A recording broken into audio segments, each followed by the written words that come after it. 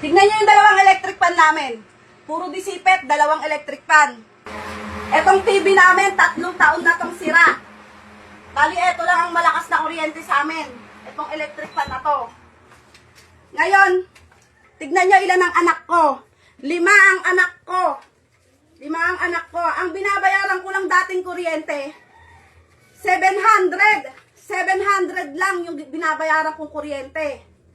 Ngayon, kung umabot man ng 2,000, ibig sabihin, 3 buwan to pag inabot ng 2,000. Ayan, eto, binayaran ko na. Binayaran ko na yung kuryente namin.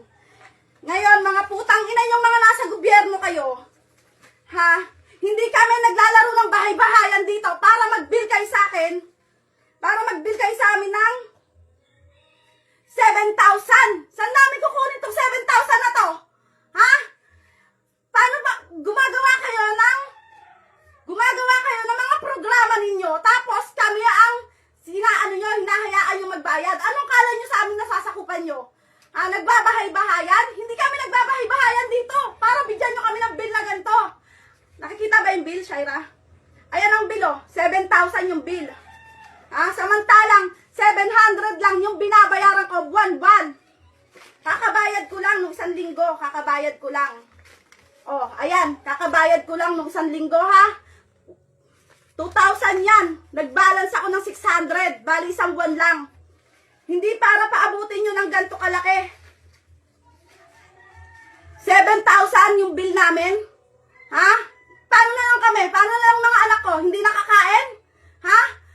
Nagagawa kayo ng mga programa na 4-piece? Ha? Ang hirap nga makasali dyan sa 4-piece na yan eh. Ilan ang anak ko? Ilan ang anak ko na nag-aaral? Hindi naman kami kasali sa 4-piece. Bago makasali dyan, ang daming etchos. Hindi maraming etchos. Palakasan. Bago makasali sa 4-piece, palakasan. Pero ako, 5 anak ko, lahat nag-aaral. Kumpleto sa bakuna, kumpleto sa check-up sa center. Tapos hindi ako nasasali sa 4-piece. Hindi ako nasasali sa 4-piece. Kaya mga jutang ina nyo, mga nasa gobyerno kayo, ha? Huwag kayo gumawa ng programa kung hindi nyo kayang suportahan. Hindi yung iaasa nyo sa amin.